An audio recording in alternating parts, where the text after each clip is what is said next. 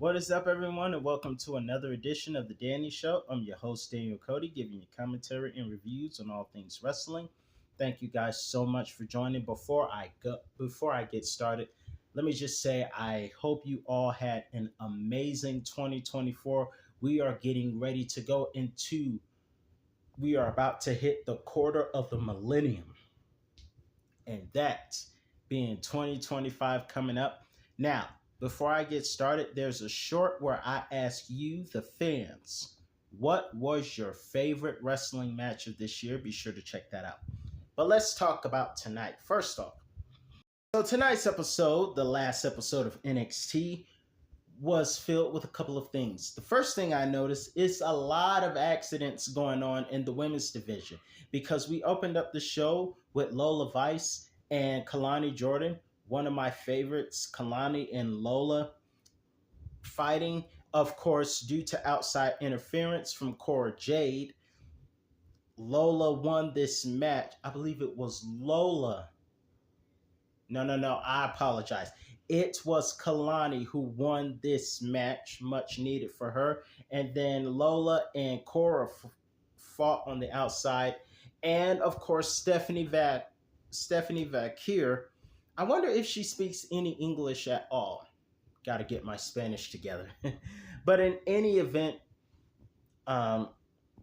Stephanie came in and Lola accidentally went for the spinning move, what she calls that, on Stephanie when she was aiming for Cora. So that sparked accidents in a backstage fight.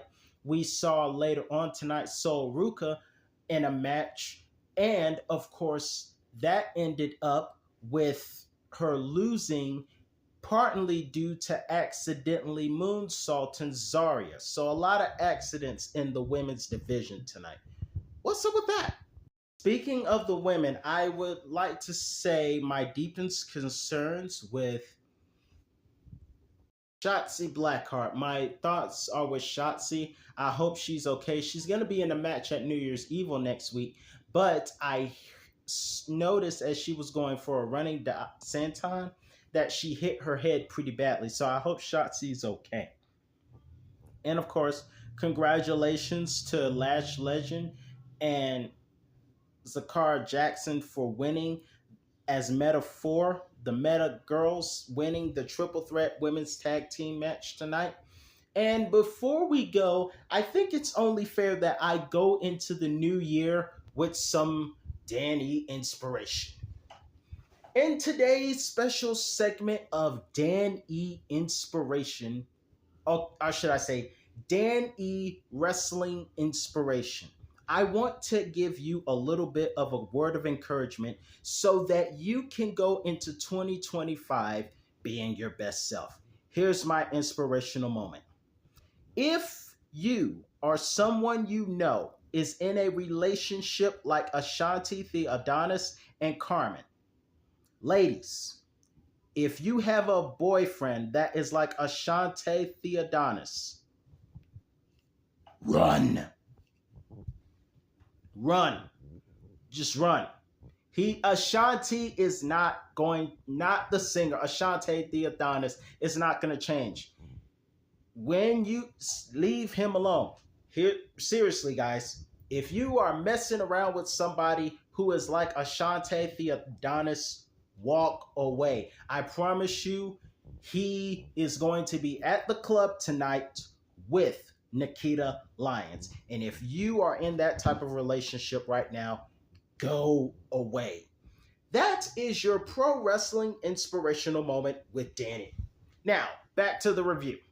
Tonight, we also saw Andre Chase return with Hank and Tank. That didn't go over so well. He just still can't get over the fact that Chase is done.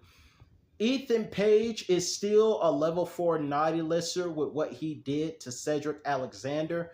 If Cedric doesn't get the right treatment, he will be going to AEW to join Payne's Syndicated along with Lashley, Benjamin, and MVP. By the way, Ricochet should have stayed in WWE because it's not working out.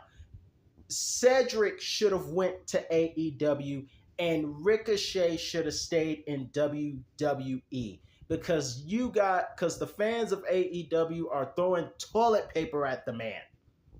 Ashante, and I truly believe if Ricochet had stayed in WWE, Samantha would have stayed in WWE. Sadly, though, Samantha said she wasn't big on being an announcer, although she is so great at it.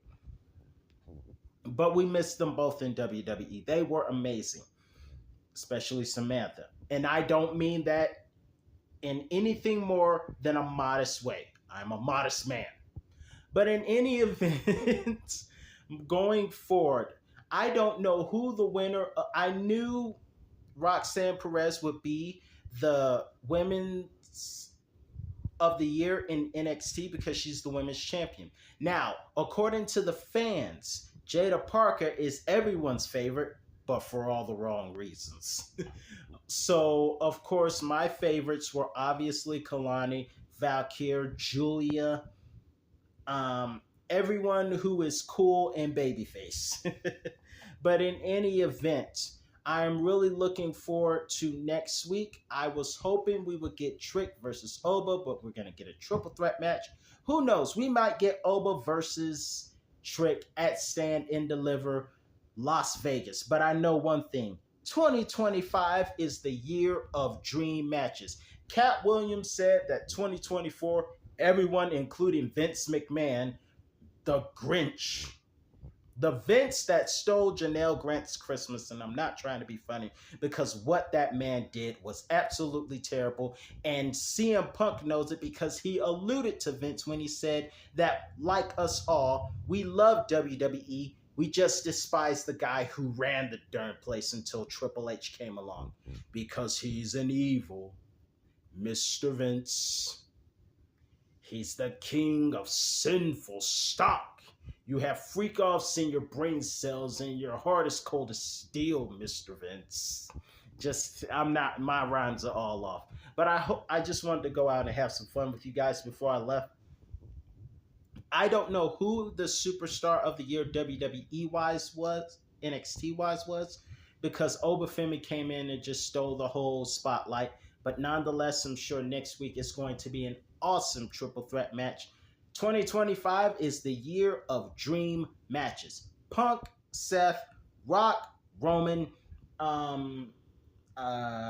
Trick, and Oba.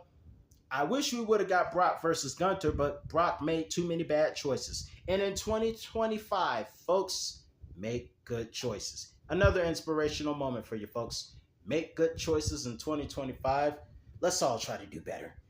Until next time, I'm your host, Daniel Cody, and I will see you guys next time. I hope you enjoyed tonight's episode of NXT. Let me know what you think in the comments, and I will see you guys next time. Happy New Year's. Have fun with your family, folks.